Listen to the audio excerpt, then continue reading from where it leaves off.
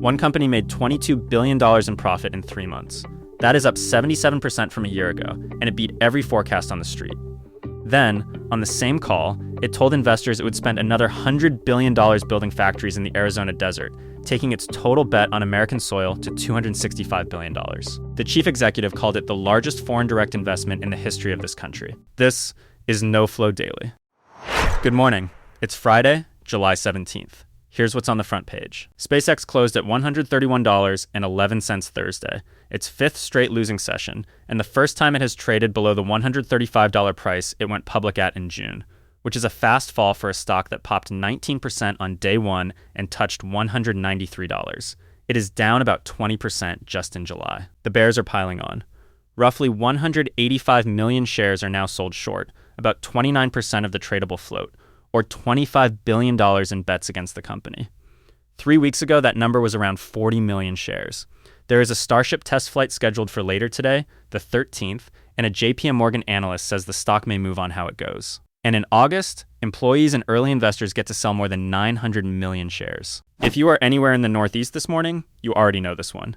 New York City's air quality index hit level red on Thursday, unhealthy for everyone, and was forecast to climb as high as 200 by the end of the day. 200 would put New York above Delhi, which was expected to come in under 150. Toronto's air was, at points on Wednesday, the worst in the world. The source is fires in Ontario and northern Minnesota. At least 54 wildfires are burning across Canada, and at least 6 rural and First Nations communities near Thunder Bay have been evacuated. What is holding the smoke down at street level is a heat dome pushing temperatures near 100 degrees. Mayor Zohran Mamdani asked people to limit time outdoors and put free KN95 masks at hundreds of locations around the city. One small mercy. Canada has burned 4.7 million forest acres this year. That is less than a quarter of last year's 22.2 million. Ukraine's parliament confirmed a new prime minister Thursday, 289 votes for Serhiy Koretsky, the country's third since the invasion began. He is 48, a trained engineer, and not a career politician. He spent 2 decades in fuel and food, then ran Ukrnafta and Ukrtatnafta from 2022, turning Ukrnafta into one of the country's biggest taxpayers, and later took over Naftagaz when gas reserves were at a record low, which tells you what Zelensky wants from him. Officials expect this to be the hardest winter of the war, and Koretsky told Parliament his priorities are protecting the energy system, expanding domestic weapons production, and fully equipping the defense forces. The reshuffle also replaced the popular defense minister Mikhailo Fedorov, and hundreds of protesters turned out in the city center over it, accusing Zelensky of sidelining him unfairly. And a first. Astronomers say they have detected an atmosphere on a rocky planet sitting in the habitable zone of its star. It is called LHS 1140b. It is about 48 light-years away, and it orbits a red dwarf. Nobody has ever directly detected an atmosphere on any rocky exoplanet before. The signal, published in the journal Science, is helium escaping into space, driven off by X-rays and ultraviolet light from the star. The planet is bigger than Earth, about 1.7 times the radius and 5.6 times the mass, and it is cooler than we are. One orbit takes nearly 25 days. Lead author Colin Cherubim, who just finished his PhD at Harvard, put it this way. The planet is rocky. It is the right temperature for liquid water, and it has an atmosphere. All 3 ingredients. He also said, clearly, that there is no evidence of life there. But the helium showed up in 2024 and then did not show up in 2025, which means whatever is up there is changing. But we begin with the largest foreign investment anyone has ever made in this country, announced almost casually in the middle of an earnings call. Taiwan's semiconductor manufacturing company said Thursday it will put another $100 billion into its American operations. That brings its total commitment in Arizona to $265 billion. To picture what that buys, start with what was already planned. 6 semiconductor fabs, 2 advanced packaging plants, and a research and development center. The new money adds 4 more chip fabricating factories on top of that, and they can afford it. Second quarter profit came in at 706.6 billion Taiwan dollars. That is 22 billion US dollars, up 77% from a year ago, and above what the market expected. Revenue was $40.2 billion, 36% higher than last year. They also raised this year's capital spending forecast to somewhere between $60 and $64 billion. The old guidance was 52 to 56. Chief Executive C.C. Wei said spending over the next 3 years will be, in his words, even more significantly higher than the past 3. Wei called it the largest foreign direct investment in U.S. history and pointed at exactly one reason for it: the artificial intelligence megatrend. When NVIDIA and Apple need more advanced chips than anyone can currently make, This is what that demand looks like once it turns into concrete and steel. There is a political layer too. Commerce Secretary Howard Lutnick said the investment will create tens of thousands of American jobs and bring advanced manufacturing back to America, which is the sentence the administration has been trying to be able to say for 2 years. Though notice the hedge way attached. He said the pace of the build-out depends on the market situation. $265 billion is the ceiling, not a schedule. And the clock here is longer than the news cycle. TSMC broke ground on its first Arizona factory in 2021. 5 years later, we are still talking about factories that have not been built yet. Chips take time in a way that software never does, but the direction is hard to miss. The company that makes the chips everything else depends on is telling you it does not think demand slows down from here. Now, the main stories. The United States and Iran traded fire for a 6th straight day on Thursday, and last month's truce is now, for practical purposes, gone. U.S. Central Command ran 2 waves of airstrikes on Wednesday.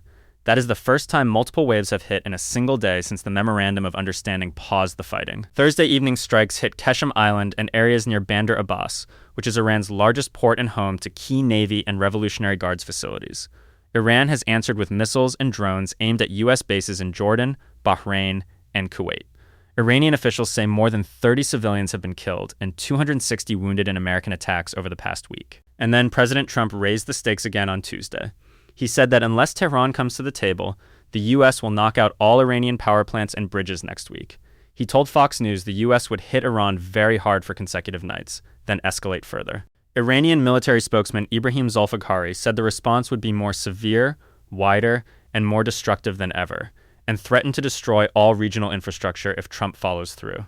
There was one strange moment in the middle of all this. On Wednesday, Trump welcomed what he described as the release of an American citizen detained in Iran, identified by a human rights lawyer as Dina Karari, and called it a gesture of goodwill. On Thursday, Iran's judiciary said no American prisoner had been released or exchanged from Iranian prisons at all. So either a goodwill gesture happened and Tehran will not admit it, or it did not happen. Neither reading is encouraging about how much the two sides are actually talking. And here is where that war reaches into a container ship, and then into a price. 3 sources told Reuters that Iran has asked Yemen's Houthi movement to stand ready to close the Bab el-Mandeb Strait if the U.S. strikes Iranian power infrastructure. 2 senior Iranian sources and a regional source say the idea has been discussed inside Iran's leadership and the message has already been passed along. A source close to the Houthis says the group has moved missiles and drones near the strait and is waiting for the order to start attacking shipping. Revolutionary Guard representatives already in Yemen would make the call. Now, the Strait of Hormuz is already shut. So if the Bab el-Mandeb goes too, both of the Middle East's main oil export routes are disrupted at the same time. That has not happened before. The numbers give you the scale. An estimated 4.1 million barrels of petroleum products move through the Bab el-Mandeb every day in 2024, according to the U.S. Energy Information Agency. And about 7 million barrels of oil now get piped to the Saudi city of Yanbu and then shipped out through the Red Sea, which means through that same strait. Experts do caution that the Houthis probably cannot fully seal it, but they do not have to. They only have to make the insurance math bad enough that ships stop going and costs and risk climb for everyone else.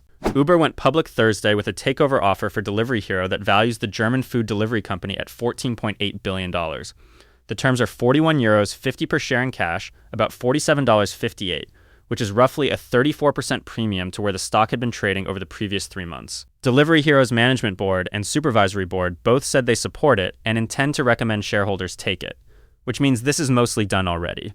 Prosus, which holds just under 17%, has agreed to sell. And counting derivatives, Uber had quietly built up a stake of just under 37% before any of this was announced. The offer only needs 50% plus 1 share.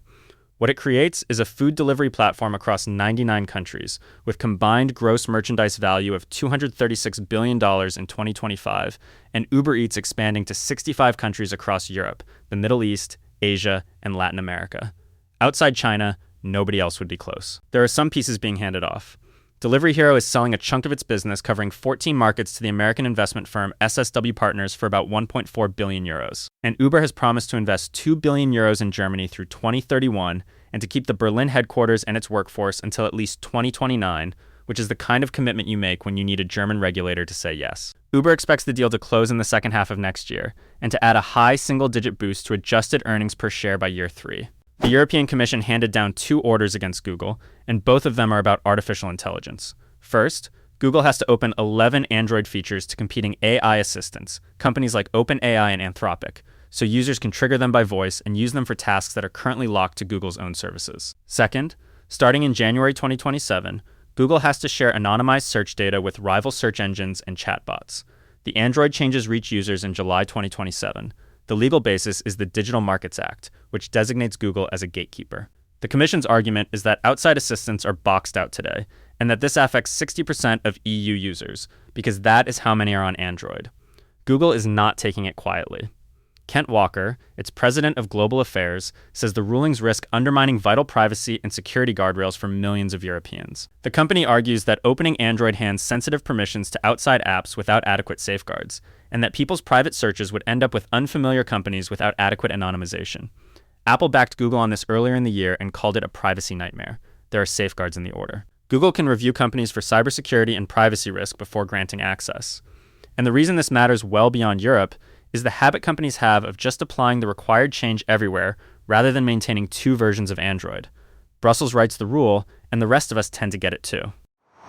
And quickly, before we go. In a primetime address Thursday, President Trump said the Department of Homeland Security found roughly 278,000 non-citizens registered to vote across California, New Jersey, Nevada, and Pennsylvania. The underlying DHS document says more than 250,000 and offers no detail on how it got there. Election officials in Nevada and Pennsylvania disputed it immediately.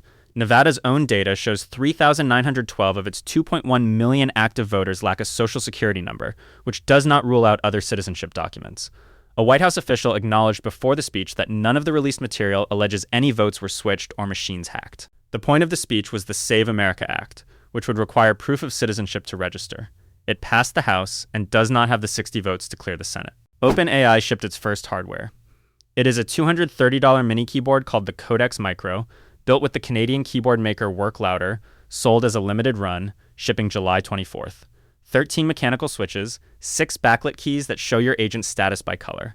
Green for unread, blue for thinking, orange when it needs approval, red for errors. There is a joystick for launching workflows and a rotary dial that adjusts the reasoning level.